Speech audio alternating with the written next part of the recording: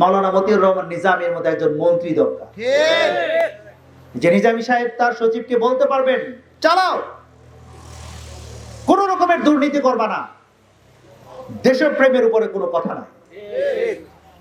এই ধরনের কথা যদি বলতে পারি, আমার দেশের পুলিশ অফিসাররা, আমার দেশের ডিসিএসপিরা, আমার দেশের সরকারি সমস্ত কর্মকর্তারা দেশটাকে সোনার দেশে রূপান্তরিত করতে পারবে ইনশাআল্লাহ।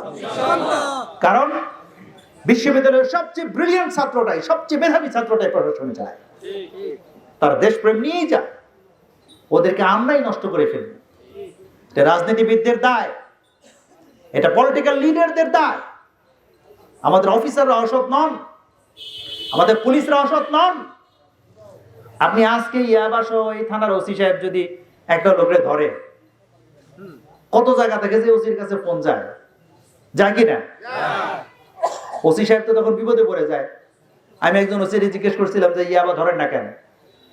বলছে যে স্যার ধরবো তো, ধরার পর অবস্থায় এরকম হয়, সাইরা তো দিতেই হয়, ইয়াবার সুদে সাইরা দিতে হয়, মাঝে মাঝে গাড়ি ভাড়াও দিয়ে দেওয়া লাগে।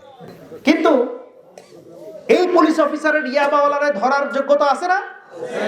ধরছে না কেন? যদি তার উপরে বসে থাকা এমপি সাহেব যদি বলেন যে ধরেন, ওমরের মতো যদি তিনি চিৎকার দিয়ে বলেন যে এটা যদি আমার নিজের সন্তান হয়, অন্যায় করলে কোনো ছাড় নাই, এই কথা যদি এমপি সাহেব বলতে পারেন, আমাদের এই ওসি সাহেব, আমাদের পুলিশের এসআই, তিনি এলাকা থেকে সমস্ত ইয়াবাওয়ালাদেরকে এবং মাদক ব্যবসায়ীদেরকে ধরে নেবে 7 দিনের মাথায়। আমি চ্যালেঞ্জ দিয়ে গেলাম আপনাদের। দেখে দেখে সিল মারো ভাই মার্কা দাড়ি পাল্লা, বেছে বেছে সিল মারো ভাই।